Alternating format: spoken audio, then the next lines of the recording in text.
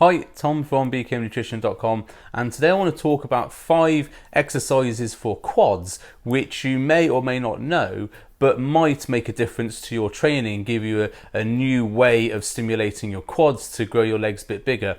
Now, the reason I'm doing this video, it's not going to be a video which immediately releases and tells you the secret of growing explosive legs, like there's some magical exercise that you're going to do which is like the secret of the pros or something like that, and when you do this exercise immediately your legs explode in growth, because there is no such exercise like that for any body part, unfortunately.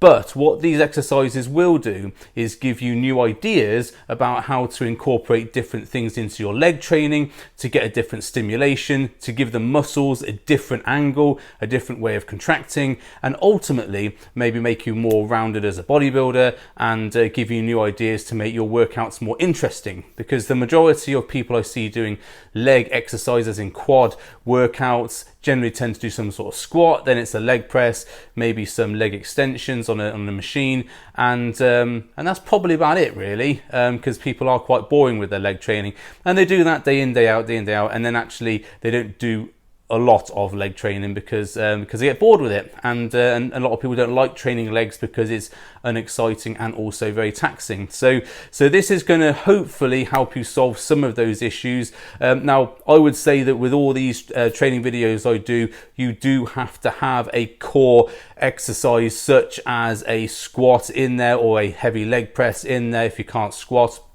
there has to be some core exercise in there intended to stimulate multiple muscles at once, is a compound exercise and allows you to get a good sort of heavy lift on between 5 to 12 reps. So this isn't intended to substitute, and this by no means is a 5 exercise workout that you should do.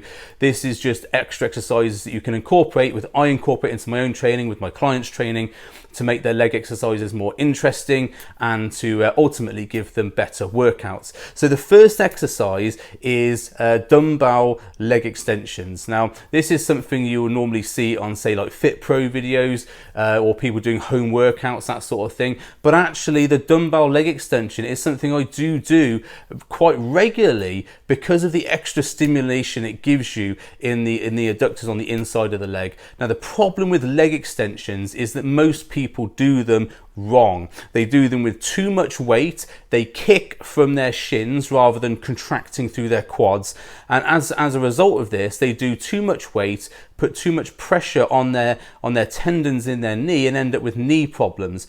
Now, the way you are supposed to do a leg extension is to pull through the quads and contract the quads, I should say, rather than extension, and then that contraction through the quads is what lifts your legs up.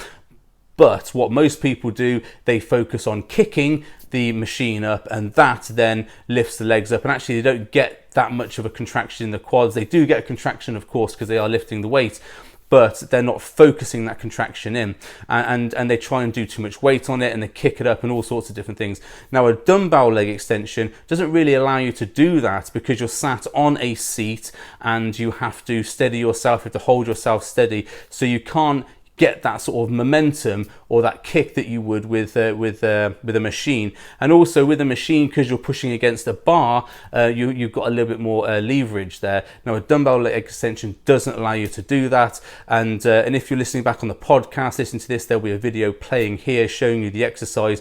Now, the reason why the dumbbell leg extension has an advantage over the normal leg extension, yes, you can't do as much weight, however, you have to hold the dumbbell between your feet, which means you have to contract your adductors on the inside of the legs a bit harder to hold the dumbbell together. So what you actually get is a massive recruitment from the inside of the leg. So when you contract, and if you do a little sort of, this is a pro tip if you want a pro tip, if when you get to that contraction point where the leg's fully extended, if you then lift slightly your legs up, you'll get even more recruitment from the hip adductors, and that will give you more through the legs, and that will actually make the movement a lot harder and a lot tighter, and getting 10 to 12 reps does become quite difficult on a low weight. So dumbbell leg extension is something that, yeah, it's not an ego boosting thing. You won't get admiration from all the people in the gym. Not that you get that anyway if you do leg extensions. So I don't know why people do it so heavy, but you won't get the people going, oh, look at that guy lifting that much weight. What you will do is get more recruitment from your legs, and ultimately, hopefully, get bigger legs because you've engaged the muscles more. So dumbbell leg extension, definitely something for you to try. If you are a taller person, you probably will want to angle the seat up slightly on the seat, or sit on some contraption where you're slightly elevated, because it's highly likely that your lower leg will, with the dumbbell, will then touch the floor, so you won't be able to get that continuous tension. Here's another little pro tip. If you get good at sitting back and holding yourself in the dumbbell leg extension position, try lying back on the bench and doing it that way. That will really pull through the quads. So try that as a sort of little extra pro tip. Okay, so the next one is walking lunge with a short step. Now, what I mean by a short step on walking lunges is because people do walking lunges normally as a large stride type movement, where they are essentially taking a big step, coming down into a bent knee position, and then kicking up from the back leg to go forward.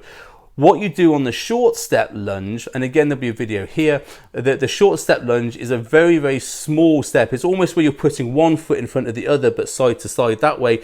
So when you're walking, you're taking very short steps. Now, I can't claim credit for this exercise. It was taught to me by Phil Learney, one of my good mates, and I've been doing it ever since, because I found that it not only activates the quads really well, like a low foot leg press would, but also it does hit the glutes really well as well. So if you are looking for a different exercise for glute engagement as well as doing quads, then this is a really good exercise for you to do. It's not for the faint-hearted, because it takes a long time to get anywhere when you're doing it, and certainly it does take a lot of determination to do it. And when you are first doing it, I would suggest you do it with no weight at all, because it can be very difficult to get the balance.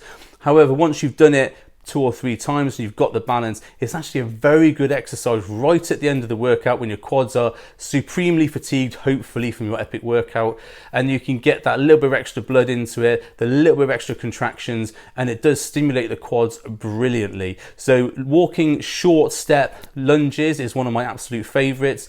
I do it myself probably every other leg session. I do it with clients, and it's also on my client programs as well. Very good exercise, looks a bit silly, but it's actually very good exercise and very hard to do as well. Okay, third exercise is plie hack squats. Again, this is not one of my exercises. This is one that I picked up from watching Tom Platt's videos. Now, if you know who Tom Platz was, he had arguably the best legs ever in bodybuilding. Now, yes, he did do immense squats, he did do immense weights, he did do a lot of volume, everything else. He had phenomenal quads. One of the exercises that he did do, which I thought was quite interesting, and I tried it myself and I saw the reason why, was these plie hack squats. Now, you can do these in a conventional hack squat machine, which is a lying back hack squat machine, or the one I have at my gym is a new style hack squat. It's more like a hack press. You can do it on both these machines, because the only difference between the hack press and the hack squat is the hack press you're sort of sitting up like a leg press position, whereas a hack squat you're lying back. The position of the legs is absolutely the same. So what you do is you put your feet, normally you would put your feet flat like you would for a squat or a leg press. You actually turn your feet outwards, so your knees are pointing outwards, and then when you come down, you actually lift your heels up slightly so that you can get a really deep range of movement and a really deep stimulation of the inside of the adductor muscles, but also it does stimulate the outside of the leg. It's a very good exercise. You won't be able to do as much weight as you would on the conventional hack squat, because your feet are in a sort of an awkward position, and you must remember when you're doing it to make sure you get your knees going that way. Don't try and get them going that way, because then they'll break and you won't look very good crashing down with the weight on top of you. But you want to make sure you go into a plie movement like how a ballerina does it, which is probably why it's called a plie hack squat. Now, the bonus for this, and this is one especially for women, is because women always do find that the inside of their legs is always a troublesome area for them in terms of fat and also not building much muscle there. This exercise will correct that, so you can get really deep into this exercise, get almost down so that the bum's touching the heels, and you can kick out from it, and actually puts a little bit less pressure on the knees. Now, here's a little pro tip: is when you're coming down for that, lift the heels up. I think I might have said that already. Lift the heels up so that you're actually taking the pressure off the knee and pushing the pressure back down onto the quad. You can get more depth doing that way, and obviously it will save your knees a little bit as well. So again, video should be here if you're watching it on video. If you're listening to the podcast, go and watch the video, it's here. Number 4, freestanding sissy squat.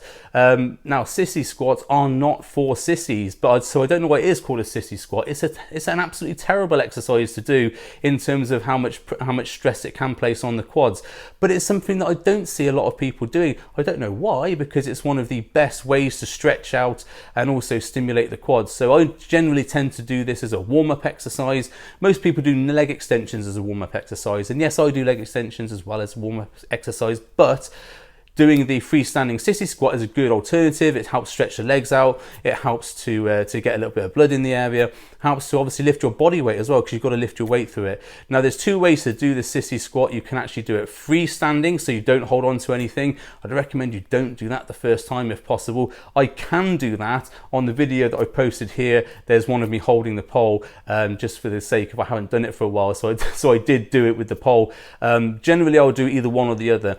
If you do it with a pole, you can get more pause. You can get a little bit more focus because you can use your hand to steady your balance on the pole, so you can focus on the contraction more. If you're doing it freestanding, yes, that will provide a different experience, but what I tend to find with that is I have to be more dynamic on it, because you have to keep the movement going. So if you're holding onto a pole or something, or side of the wall or side of a chair or something, then that will actually help you control the contraction a bit more, which is maybe as bodybuilders, that's what we're looking for, is controlling the tension, controlling the contraction.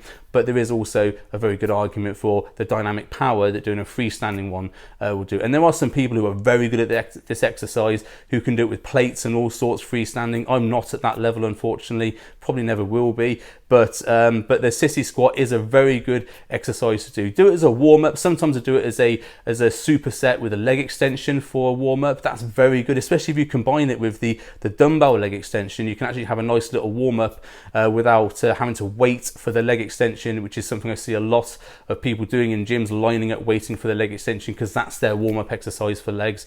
So it is something you can do, and actually gives you a much better stimulus in a certain degree to just doing a leg extension. So freestanding sissy squat, something a lot of people do, but it's an excellent exercise. That's number 4. And the last one is a low foot leg press. Now, when people think leg press, they think about smashing the weights on, being Ronnie, having the 1,000 odd kilos on and smashing out at 15 or so reps or so. Although, yeah, there is a place for big lifts on leg presses. And it's something I see, again, a lot of people doing is they're focusing on how much weight they can smash on the leg press without thinking about the depth or the range of movement, or in fact the reps. And I see a lot of people doing like 3 to 4 rep leg press. And I don't see the point in doing that. The leg press is set up so you can get multiple reps on a decently heavy weight. You don't have to balance anything, you don't have to control anything, you just get in and just smash out the weight. But I see a lot of people doing like 1 or 2 rep maxes on it. No one cares about your 1 or 2 rep max on a leg press. So don't ever do that. Think about volume when you're doing leg press. And a low foot leg press will really, really help with that. So what I would advise doing, if you are doing this for the first time, get a spotter to help you, because the low foot leg press will be a different stimulus to the normal leg press you're used to doing. And what I've found is that people who actually do this without a spotter the first time put the weight on that they would normally use for a leg press, and they very quickly find out that there's potential injury there if they're not careful. So when you're doing this for the first time, warm up first with little to no weight on the sled. The sled should be enough to get the movement. The advantages of doing the low foot leg press is, 1, it places absolutely more emphasis onto the quads. 2, allows you a really, really deep movement on the leg press without actually rounding your back. That's the issue with a lot of leg presses, is that when you go for a higher foot placement, you go right back to knees touching your shoulders. What happens is your bum and the smaller the back rounds up, so you get that little bit of pressure on the lower back, which is potentially not good if you've got lower back issues. So a low foot leg press will allow you, because it's a different body position, will allow you to get that depth of movement without potentially rounding the lower back. So it is a very good exercise to do. It's something I do with people who do have lower back issues, because you don't need as much weight on either. So if you've got knee issues, this can also be quite good. Again, when you're coming down for the low foot leg press, like the plie hack squat, you might want to potentially raise your heels at the bottom, because that will give you a little bit more emphasis onto the quad. So the video should be here. Again, if you're watching, listen to podcasts, watch back to watch the video. And all these videos will be eventually available on my YouTube channel. If you're watching this just after I've filmed it, they won't be there yet. but I have got a load of editing to do over the second lockdown period in November 2020, so they should be there by, say, January 2021. So so all these exercises will be available, so you can just search them, just put in Tom Blackman low foot leg press YouTube, and it should come up, hopefully, with my optimization SEO going right. So those are the 5 exercises. Now, again, I said at the beginning, these are not to replace the big exercises such as doing a proper squat or a V squat or a front squat or something like that. I would highly recommend building that as your main exercise and then building the others around it to give you more stimulation. Don't think that any of these are hacks or these are secret exercises, which I see a lot of people doing. There's so many people doing bandage stuff and chain stuff and everything else, and absolutely neglecting the fact that they've got to squat heavy or do a leg press heavy or do any of these other things as core exercises, and not thinking about that, and they're thinking about all these gimmicks they see people doing on YouTube. Yes, these exercises could be called gimmicks if you really want to get like that, but they are absolutely to be used as an addition to the core exercises. They are not to replace your main mass building compound strength exercises that you should be incorporating into any leg session. So I hope this video has helped. I hope it's given you some new direction, some new ideas. Feel free to comment, share, start a discussion, and if you liked it, share with other people, and I look forward to talking to you on the next video. Thanks a lot.